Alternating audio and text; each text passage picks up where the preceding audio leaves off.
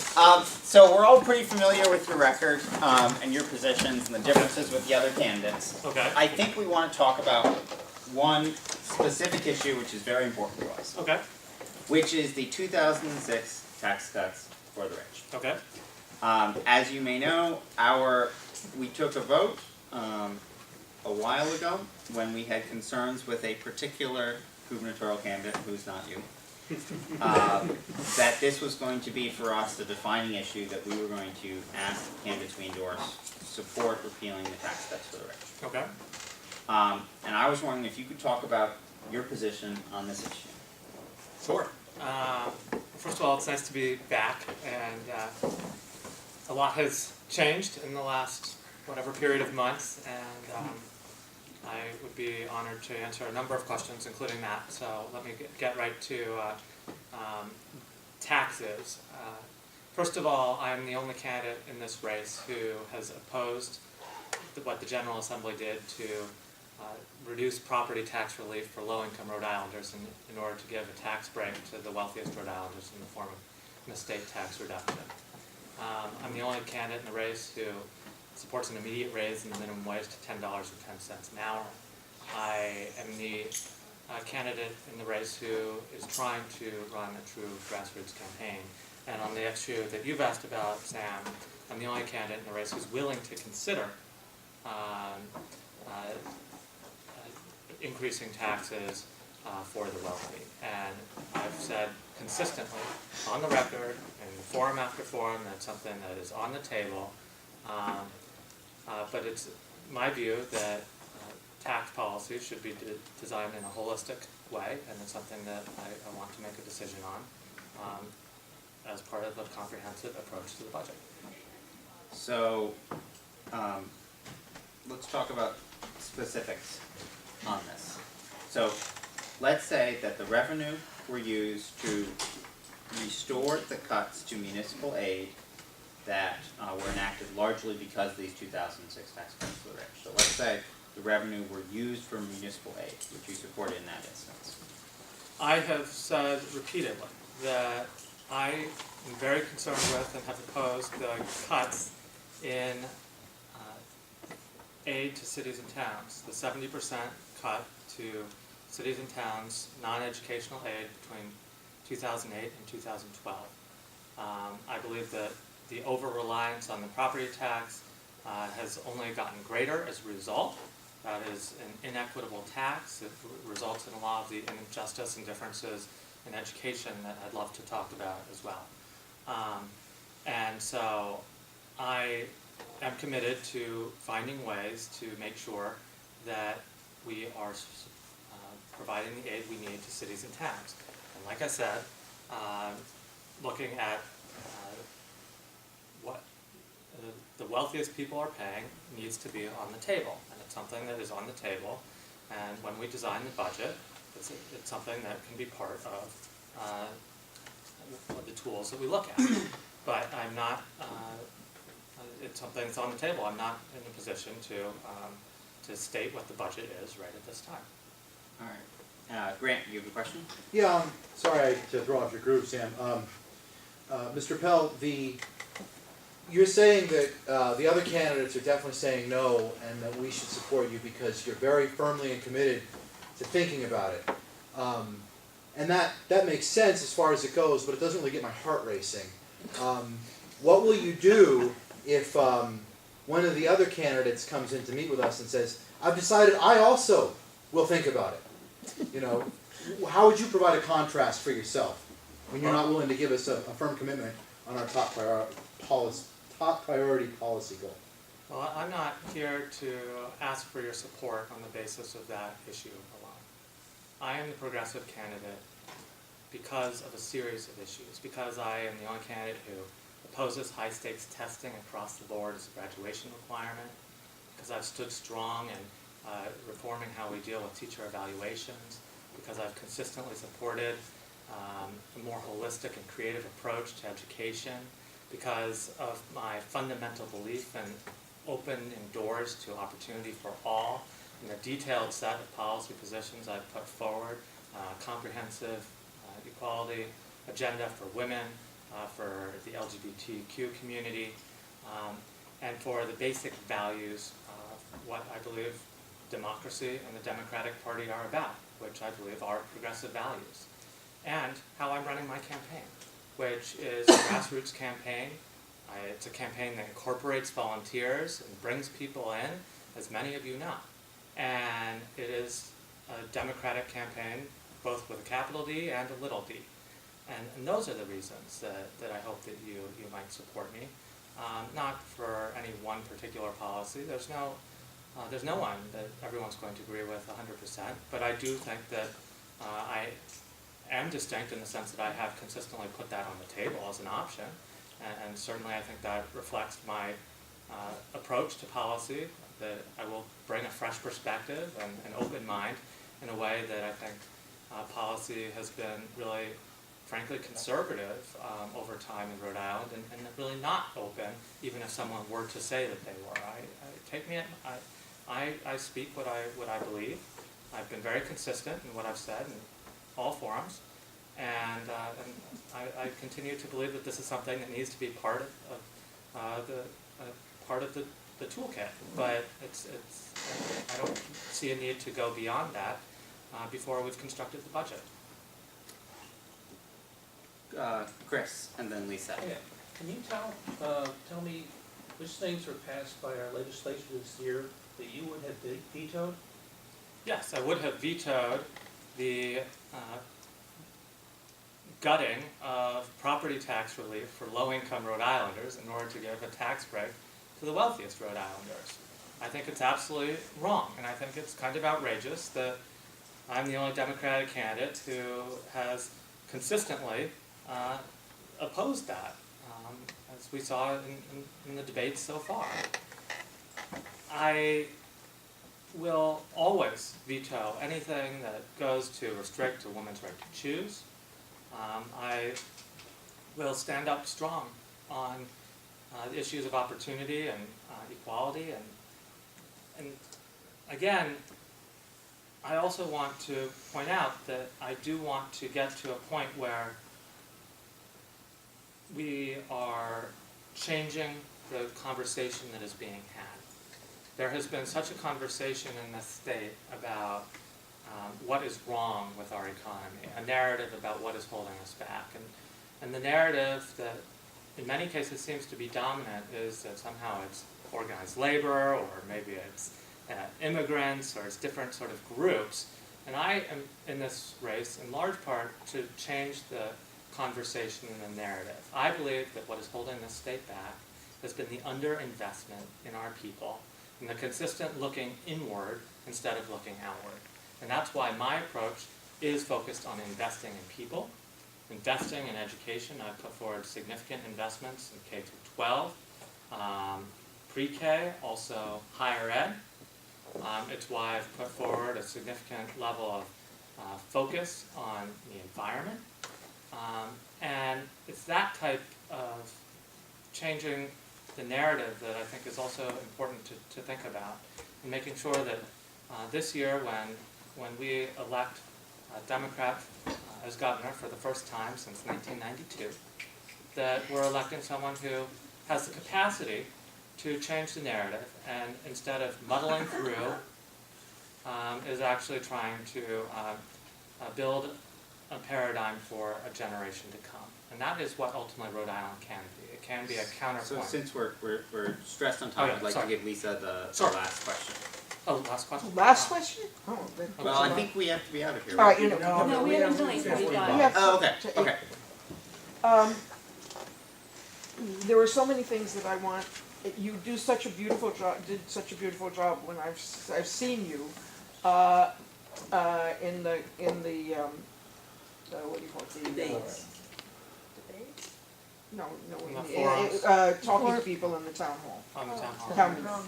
Okay, in energizing a whole, I saw you energize a whole room, talking about your overall ideas. And so when we're talking about, because we've talked to the mayoral candidates and asked them about specifically about tax policy.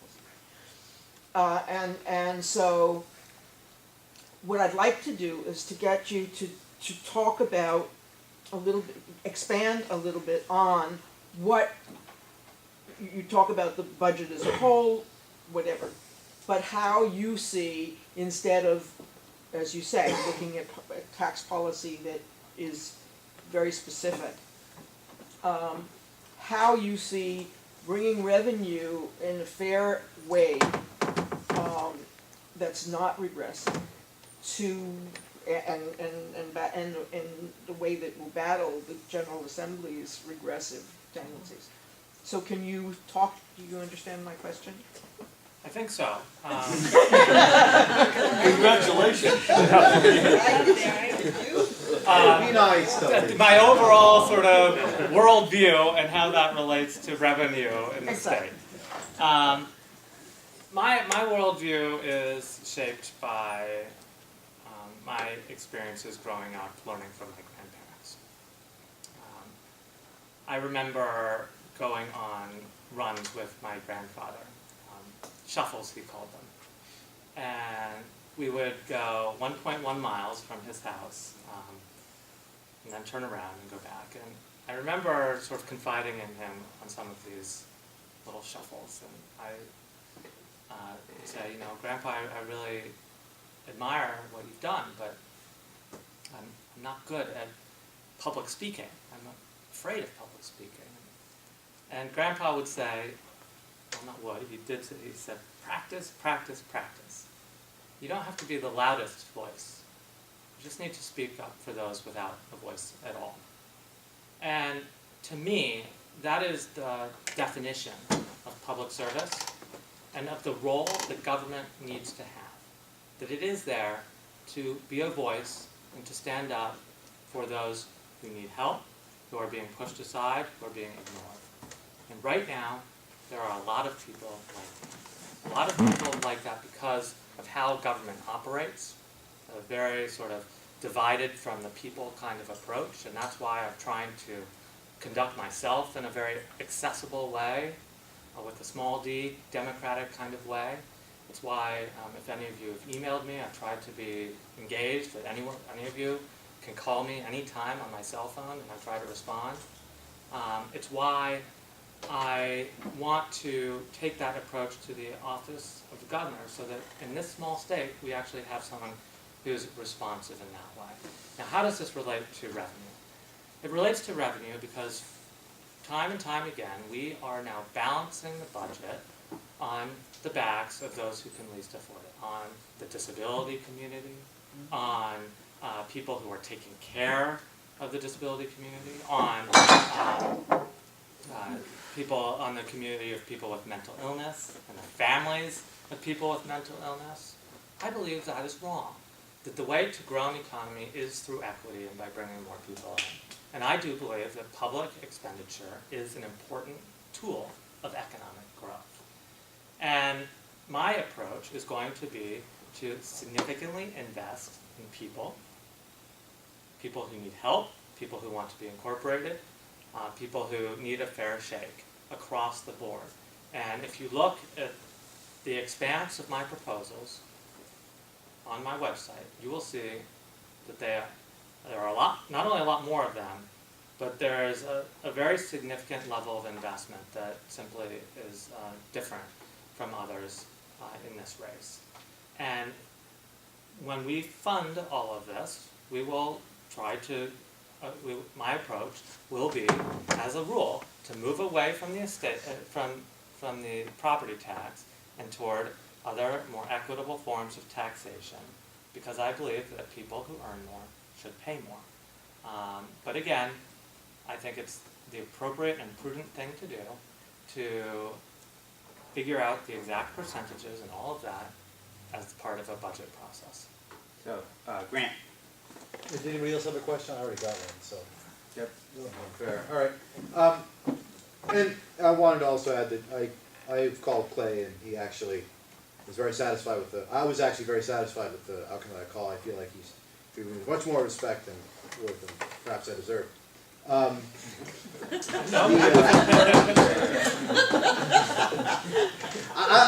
still don't know why you guys let me keep coming back here. Thank you, I appreciate that. So, my question for you, Clay, is I have no doubt that you are a good human being, based on my numerous interactions with you, and my great regard for people that have a greater experience of you than I do. But my concern has always been that many of us in this room spend all of our time in struggles that are openly combative. You know, we have certain legislative races where there are certain factions in the state that are trying to take out the candidates that have been the most supportive towards our agenda. So I see the political state in Rhode Island as being a very conflict-ridden and combative place. And, you know, I get that you want to find cooperative solutions with the legislature and with all the members of the community.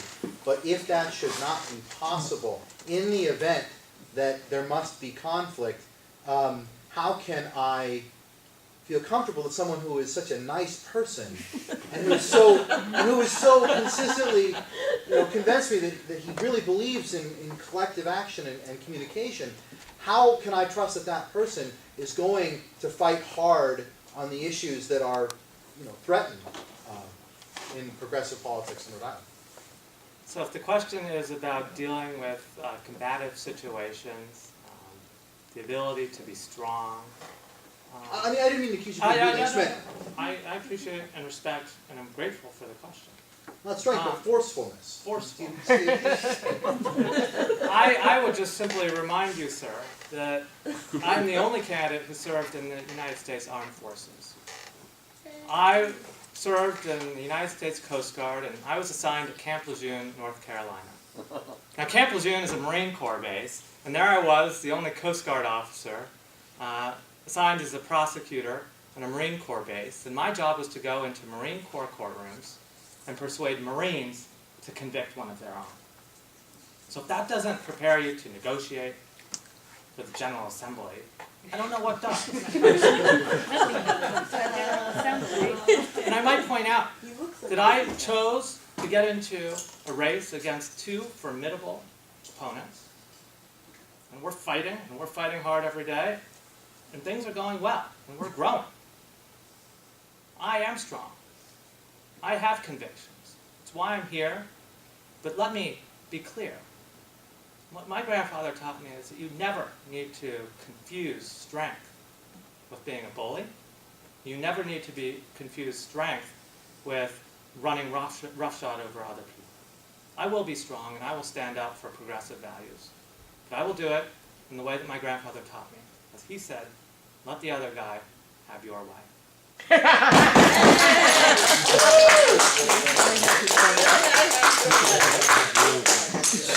All right, any more questions? No more questions? Well, Can I just... John, didn't you have a question? Actually, it was similar and worded slightly less aggressively than about being able to stand up to what essentially is a group of individuals who are bullying other bullies. But I have complete faith that Clay understands how to do that. But while I do have the floor, I will say that Rhode Island Employment Security Alliance Local 401 SEIU just came out and defied 580 SEIU and endorsed Clay Pell. Yes. Yay! And I want to just quickly say thank you and recognize SEIU Local 401 for their courage, their convictions, and I am proud of their support, and I look forward to standing with public sector employees and recognizing that people who go into the public sector do so because they believe in public service and making a difference in the lives of others. It's why I joined the military, it's why people go into teaching, it's why people work for the state, and I look forward to being a governor who works with them, who recognizes that People are in service before you're in office, during the time you're in office, and after you're in office, and your success depends completely on your ability to work with all of the people you are leading. And I want to be a leader who works with the people of 401. I have a hypothetical question, if I may. Sure. If you become governor and you could, what would be the one action that you would do an executive action on to either revert back to a previous situation, let's say, get rid of voter ID laws, or something else that you feel is just absolutely not in the best interest of the state? Well, there are a whole lot of things that I would change if I could through unilateral executive action, and certainly the voter ID law would be one. But my understanding of that issue is that it would require legislative action. But there are things that one can do through executive order. I intend to pursue my comprehensive women's equality agenda through executive order, making sure that we are fulfilling the promise of equal pay for equal work. I look forward to making sure that we are growing the economy. This is actually less of a sort of a progressive issue, but it is an issue that I care strongly about. I think that the maritime economy of this state, we are the ocean state, is important, and that we have ignored it for a very long time. And I will be signing an executive order to establish a port authority for the state of Rhode Island. I look forward to signing an executive action relating to the influence of money in politics. We'll have to define exactly how we do that, but I'm deeply concerned by outside influences of money in politics and the corporatization of the political process. So those are a few, but we'll be continuing to dig in, because what I do want to do is have a very action-packed first 100 days where we are setting the pace for the not only for the state, but trying to be a model and a counterpoint to what I think has happened in Wisconsin, where we've just seen such horrific actions by the governor out there. I want people to look at Rhode Island as a place where we've got energetic, young leadership that knows how to and can work with organized labor and build a new paradigm for the generation to come. And some of that, I think, can be achieved through executive action as well. You'll also be happy to know that Raimondo's office called me and they asked who I was voting for in the primary. Oh. I did not say Raimondo. One of the major concerns that people that we've talked to early on is Clay's nice, like his ideas. He's too young, he's too inexperienced as a major doc, and what would you say to those people if compared to the other two candidates who are slightly older? Sure. Nothing you can do with age. In an office, what I say is this, that I served. Hi, how are you doing today? Thank you. Sorry, I'm tasked with getting the Yes, best news, we- so We're watching the clock. by about 3 or 4 of, if everyone could be out. Oh, definitely. We will be up. You're giving us much more time than you.